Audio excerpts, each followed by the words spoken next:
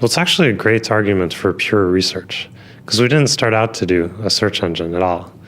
In late 1995, I started collecting the links on the web, because my advisor and I decided that would be a good thing to do. And we didn't know exactly what I was going to do with it. But it seemed like no one was really looking at the links on the web, which pages link to which pages. And computer scientists love big graphs, and this is like, right now it has like 5 billion edges and 2 billion nodes, so it's a huge graph. And I figured I could get a dissertation and do something fun and perhaps practical at the same time, which is really what motivates me. And so anyway, I started off by reversing the links, and then I wanted to find, basically say, who links to the Stanford homepage? And there's 10,000 people who link to Stanford. And then the question is, well, which ones do you show? So you can only show 10. And we ended up with this way of ranking links based on the links. And then we were like, wow, this is really good. It ranks things like, in the order you'd expect to see them. Stanford would be first. You can take universities and just rank them, and they come out in the order you'd expect.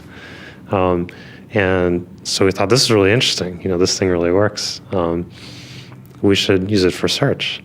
And so I started building a search engine, and Sergey also came on very early, probably in late 95 or early 96, and was really interested in the data mining part. And basically we thought, we should be able to make a better search engine this way, because search engines didn't really understand the notion of which pages were more important. If you type Stanford, you get sort of random pages that mention Stanford.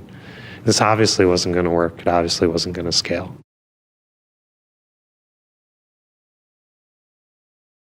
Artificial intelligence would be the ultimate version of Google. So if we had the ultimate search engine, it would understand everything on the web. It would understand, exactly what you wanted, and it would give you the right thing. And that's obviously artificial intelligence. It would be able to answer any question, basically, because almost everything is on the web, right? And so we're nowhere near doing that now. However, we can get incrementally closer to that, and that's basically what we work on. And that's tremendously interesting from an intellectual standpoint, right?